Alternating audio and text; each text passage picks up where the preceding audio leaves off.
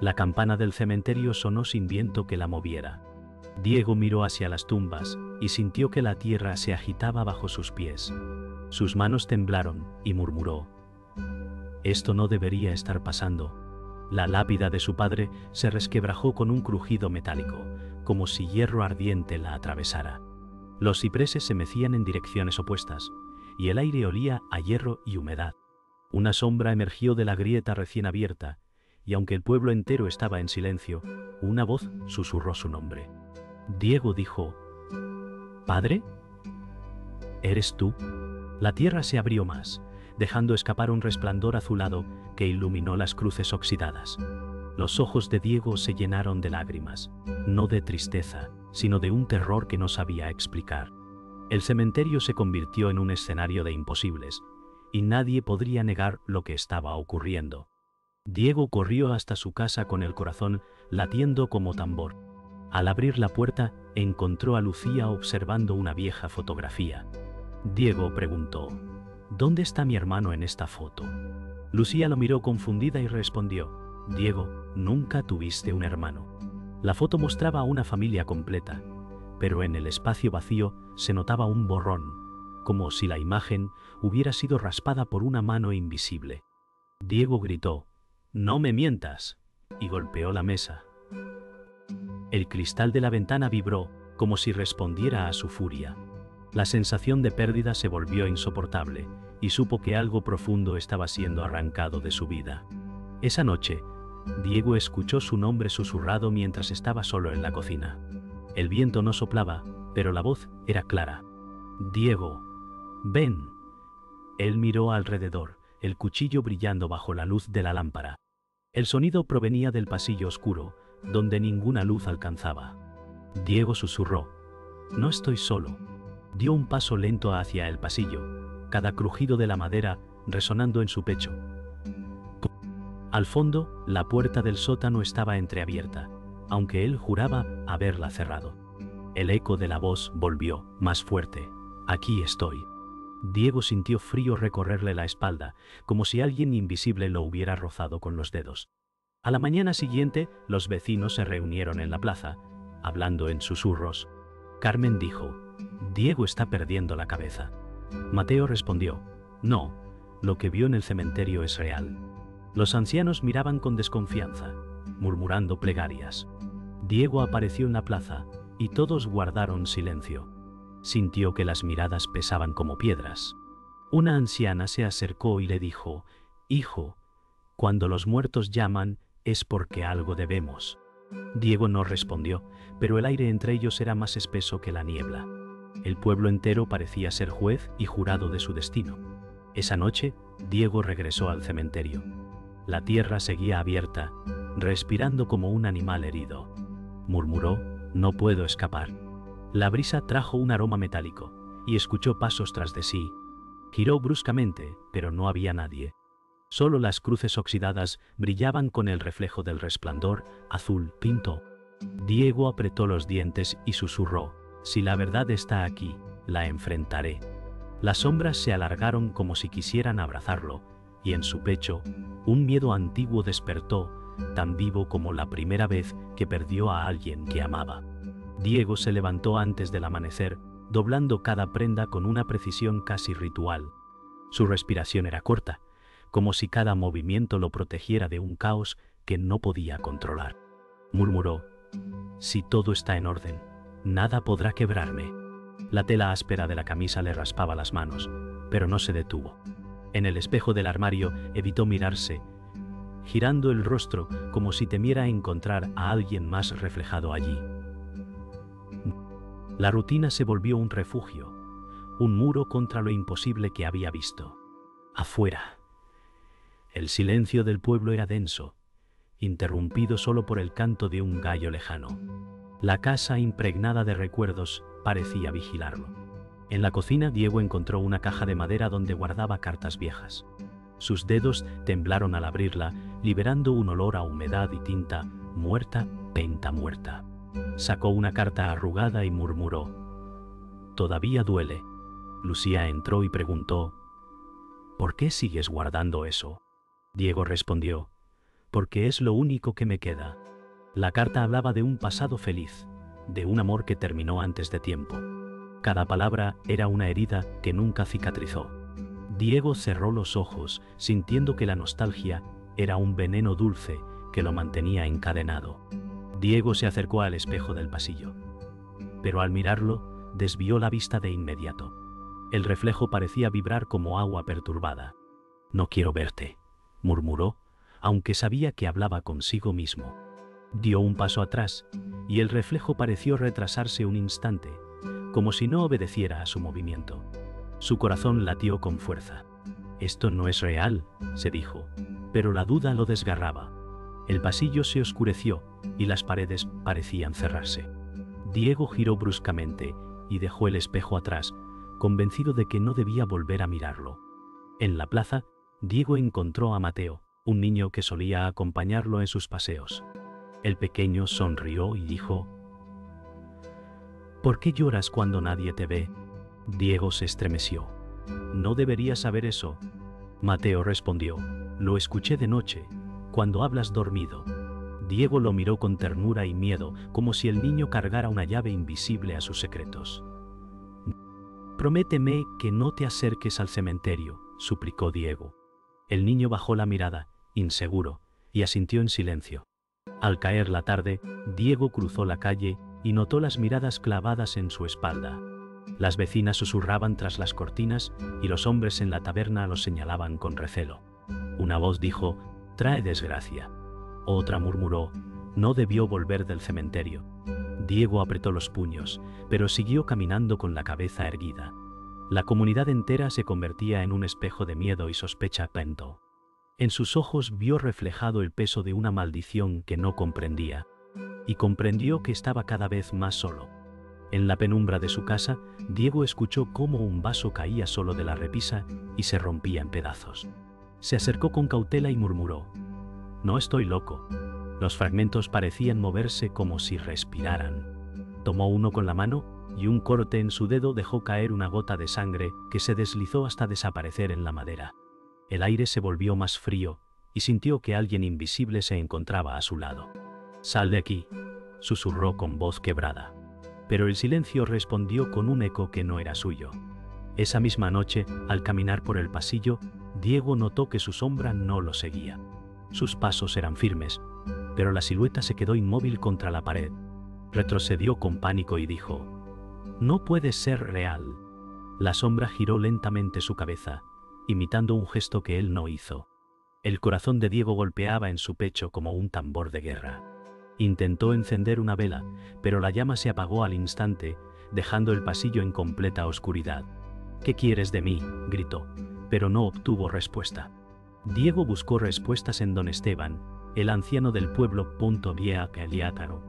Lo encontró sentado junto a la chimenea, fumando en silencio. «Tú sabes lo que pasa», dijo Diego con voz firme. Don Esteban desvió la mirada y respondió: «Algunas verdades es mejor no despertarlas». Diego apretó los puños. «Tu silencio nos mata». El anciano bajó la cabeza, con los ojos llenos de culpa. «Lo que viste es la deuda que nunca pagamos». Las palabras golpearon a Diego como piedras. El pasado escondido comenzaba a emerger, y no habría marcha atrás. Aquella noche, Diego soñó con la aparición de una figura sombría. Se encontraba en un campo vacío, bajo un cielo rojo y sin estrellas. La figura habló con voz rota: «No busques aliados». Diego gritó: «¿Quién eres?». La silueta respondió: «Soy la herida que no cerraste». El suelo se abrió en grietas, y lenguas de fuego surgieron alrededor. Diego trató de correr, pero sus pies estaban hundidos como en barro. La figura extendió una mano, invitándolo a acercarse. «La verdad duele más que la mentira», dijo antes de desvanecerse en humo. Al amanecer, Diego salió a la calle y encontró a varios vecinos reunidos. Carmen murmuró: «Él atrae la desgracia». Los demás apartaban la vista, pero sus miradas eran cuchillos. Diego intentó hablar: «No soy el enemigo». Un hombre respondió: «Lo extraño ocurre desde tu regreso del cementerio». Diego sintió cómo la distancia entre él y el pueblo crecía como un abismo. Se dio cuenta de que no solo luchaba contra fuerzas invisibles, sino contra la condena de quienes lo rodeaban. Su soledad era absoluta. Diego abrió un viejo cofre escondido bajo el suelo de la casa. Entre papeles amarillentos, encontró un acta de nacimiento que no coincidía con lo que siempre creyó. Murmuró: «Esto no puede ser verdad». El nombre de su madre no aparecía allí, sino el de otra mujer que jamás conoció. El mundo pareció hundirse bajo sus pies. Lucía lo encontró llorando y preguntó: «¿Qué has descubierto?». Diego respondió con voz rota: «La mujer que me crió nunca fue mi madre». La revelación fue como un golpe que desbarató toda su vida. Esa tarde, en el cementerio, Diego enfrentó a Gabriel, un hombre de mirada dura panta. Gabriel dijo: «Tus preguntas despiertan lo que debe permanecer enterrado». Diego replicó: «Tú sabes quién soy en realidad». Gabriel avanzó con calma fría. Sus palabras eran cuchillas. «La sangre que corre en tus venas pertenece a los que juramos destruir». Diego sintió que la traición le arrancaba el aire. La figura frente a él no era un extraño. Era su tío, oculto bajo una máscara de enemigo. El pequeño Mateo apareció corriendo entre las tumbas, llamando a Diego con voz desesperada. «¡No entres allí!», gritó. Diego corrió hacia él, pero una corriente helada arrastró al niño hacia la grieta azul. «¡Suéltalo!», clamó Diego, luchando contra un viento invisible. Mateo lloraba: «Tengo miedo». El resplandor parecía tragárselo, como si el cementerio quisiera reclamar su pureza. Diego sintió que todo lo que amaba estaba a punto de perderse en la oscuridad. Diego buscó a don Esteban, exigiendo la verdad. «Tú sabías quién era mi madre», acusó. El anciano lo miró con los ojos húmedos y confesó: «La ocultamos para protegerte». Pero ese silencio nos condenó a todos. Diego golpeó la mesa. La madera tembló. «Tu silencio me robó la vida». Don Esteban suspiró con dolor. «No imaginé que la maldición sobreviviría tanto tiempo». En aquel instante, el peso de los secretos heredados cayó sobre Diego como una cadena irrompible. Al regresar a casa, Diego se miró en el espejo que siempre había evitado. Esta vez, el reflejo no lo imitó. Sus labios se movieron solos y la voz salió de la imagen: «No te persiguen, tú eres la maldición». Diego retrocedió, con la piel helada. Gritó: «¡No soy ese monstruo!». El reflejo sonrió con un gesto ajeno. El aire se quebró como cristal y comprendió que la fuerza que lo atormentaba siempre había estado en su interior. La plaza del pueblo estaba abarrotada. Hombres y mujeres gritaban acusaciones contra Diego, señalándolo como si fuera un demonio. Carmen exclamó: «Él es la causa de nuestra desgracia». Diego respondió con voz firme: «No soy vuestro enemigo, pero el mal nos rodea». Los ancianos murmuraban oraciones mientras el aire vibraba con un rumor metálico. El suelo tembló y algunas piedras se resquebrajaron bajo los pies de la multitud. Diego sintió que las paredes invisibles del pueblo lo acorralaban. Era un juicio sin juez, una condena sin pruebas. Las paredes de las casas comenzaron a respirar como si fueran de carne. Los relojes de la torre del pueblo retrocedían, marcando horas imposibles. Diego gritó: «Todo se derrumba». Lucía corrió hacia él, sosteniendo su brazo. «Resiste, no te rindas». El aire estaba cargado de electricidad, los cabellos de los presentes se erizaban. Las campanas repicaron solas, un sonido insoportable que hizo sangrar los oídos de algunos. La realidad estaba quebrándose frente a todos, y nadie podía negar lo imposible. En medio del caos, Gabriel apareció frente a Diego con paso firme. Su voz era un cuchillo: «La sangre nos condena». Diego respondió: «No obedeceré tu mentira». Gabriel levantó un crucifijo oxidado como arma, mientras el resplandor azul iluminaba sus rostros. Los dos hombres se miraron con un odio que venía de generaciones. «Solo uno quedará en pie», dijo Gabriel con calma helada. Diego apretó los puños, sabiendo que esa confrontación decidiría más que su destino: el del pueblo entero. En la confusión, Mateo quedó atrapado entre las grietas del suelo, con el resplandor azul devorando sus pies. «Diego, ayúdame», gritó el niño. Diego corrió hacia él, pero Gabriel se interpuso con furia. Lucía suplicó: «Elige salvarlo o perderemos todo». Diego sintió que el tiempo se detenía, cada segundo era un filo en su corazón. El inocente era el precio de la maldición, y la elección era insoportable. Venganza o sacrificio, odio o salvación.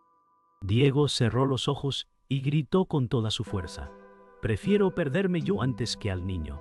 Se lanzó al resplandor, empujando a Mateo fuera del abismo.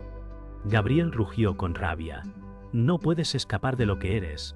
Pero la luz envolvió a Diego, elevándolo como si fuera parte del fuego mismo. En ese instante, la elección quedó sellada: renunciar a su vida para romper el ciclo. El cementerio se iluminó como un relámpago eterno, y el destino del pueblo cambió para siempre. El resplandor azul se extinguió como una vela apagada, dejando al cementerio en un silencio sepulcral. Lucía corrió hacia Mateo, abrazándolo con fuerza. El niño preguntó: «¿Dónde está Diego?». Nadie respondió. El aire estaba impregnado de cenizas invisibles y un olor metálico. Las cruces parecían inclinadas como si lloraran. Lucía susurró: «Él nos salvó». Los vecinos, que antes lo acusaban, permanecieron inmóviles, incapaces de aceptar lo que habían presenciado. El silencio era más aterrador que los gritos de la tormenta pasada. El pueblo despertó en un extraño letargo. Las campanas no sonaban y los animales permanecían en silencio. Carmen dijo en voz baja: «El sacrificio calmó la maldición». Otros respondieron con temor: «¿Y si regresa?». Las calles parecían desiertas, aunque los ojos espiaban tras las cortinas. Nadie quería hablar demasiado alto, como si temieran despertar lo que se había dormido. Las casas respiraban calma, pero esa calma era tan frágil como el cristal. Lucía caminó hasta el cementerio llevando una vela encendida. Se arrodilló junto a la grieta ahora sellada y murmuró: «No te olvidaremos». Colocó la vela sobre la tierra endurecida y la llama osciló como si respondiera a un soplo invisible. Mateo se acercó y preguntó: «¿Volverá?». Lucía acarició su cabello y respondió con lágrimas: «Ya está en paz, aunque el mundo nunca volverá a ser igual». La herida en el suelo parecía dormida, pero no sanada.